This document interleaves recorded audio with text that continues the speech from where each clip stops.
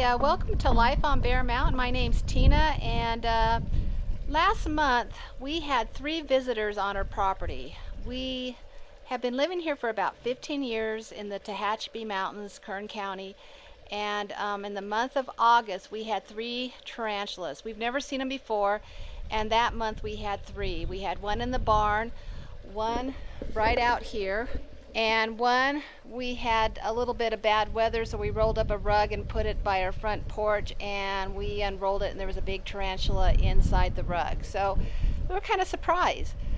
Do not know anything about tarantulas. I'm not a big spider, snake, lizard, any reptile type of person, but was kind of fascinated why we're having so many spiders here on the property. So I did some research.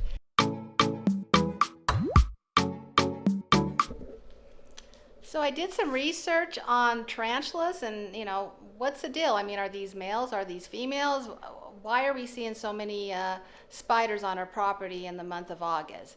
And what is kind of sad, well, I guess it's nature, but what's happening is that the boys, when they hit their maturity, they do a walkabout looking for a female in a burrow. And they can find the female by some kind of a little, they think that she puts a little web outside of her nest that has some perfume on it that draws them in. And so they go knocking on her door. Literally, they stomp their little legs and they bring her out. She's coming out because she wants a meal. And he has these, I guess they're hooks. And one source says that the males become mature when they develop the hooks, because they need the hooks to hold the female up and keep her fangs in place so they can mate. And the mating process is he delivers a sack of sperm underneath her belly somewhere. I mean, it's crazy, crazy stuff. But he needs these hooks to keep her at bay so he can do what he's got to do without being eaten.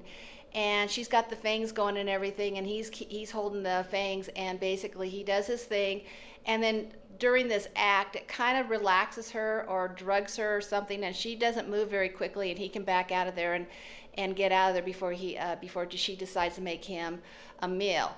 So it's pretty brutal in a lot of ways, because the poor males, is on this love journey, and once they leave their home, they don't eat, they don't do anything. They're just looking for a mate. They're looking for that female.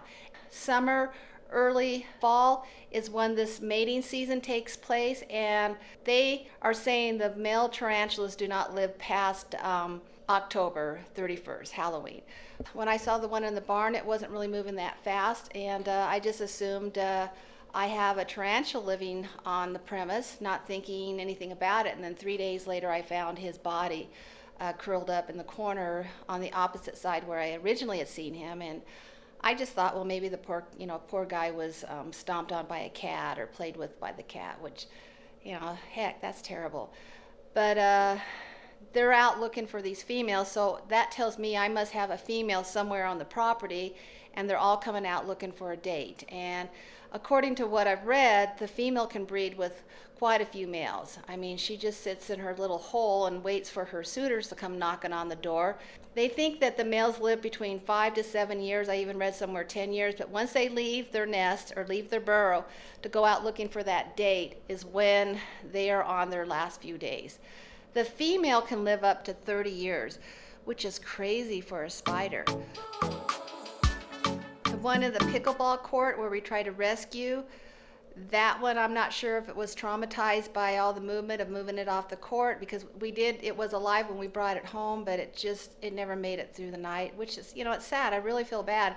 But of course, maybe it was on its way out. Maybe he was already dying when we found him. These poor guys, even if they don't die of hunger, they get hit by a car, or an animal's going to, jump on them, or even at the pickleball. I was like dumbfounded. Why would this spider come crawling onto this busy court? Because the ball we're in play, the ball's bouncing, there's vibrations, and that's what they can't see well, but they can feel vibrations. Why was he coming onto the court with all that vibration? And everybody stopped, and we slowly try to move him off, but I don't know, maybe, if you guys are out there that knows anything about tarantulas, maybe it's like the rabbits. If you you can scare a rabbit, they can have a heart attack and die if they get too frightened. So maybe they're just that sensitive if they've been handled or whatever. But he did not do good, and then like I said, we brought him home. He was still moving, and within a few hours he died. So poor boys. You know, unfortunately in nature, the men sometimes just don't have a very happy ending when they're out there looking for love. And tarantulas evidently is one of them. They just looking for love in all the wrong places.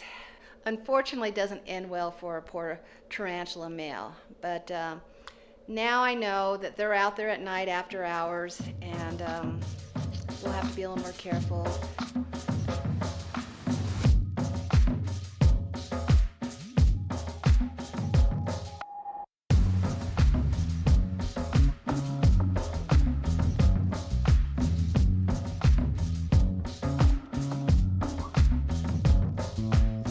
There we go.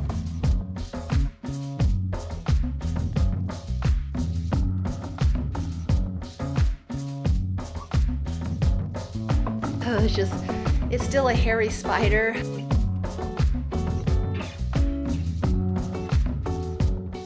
So if you have any information about tarantulas, firsthand or whatever, leave a comment. I find that this kind of stuff fascinating. So thanks for watching. You guys have a great day. Bye.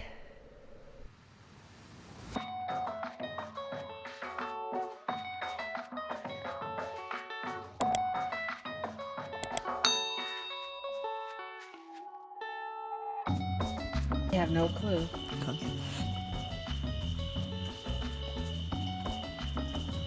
Is that his head? I think it's his butt. Oh. What's he doing? That's his head. That's his head? Yeah. Why is he bald? I don't know. I mean, what kind of bald? I don't know nothing about him, honey. Maybe he's just real old.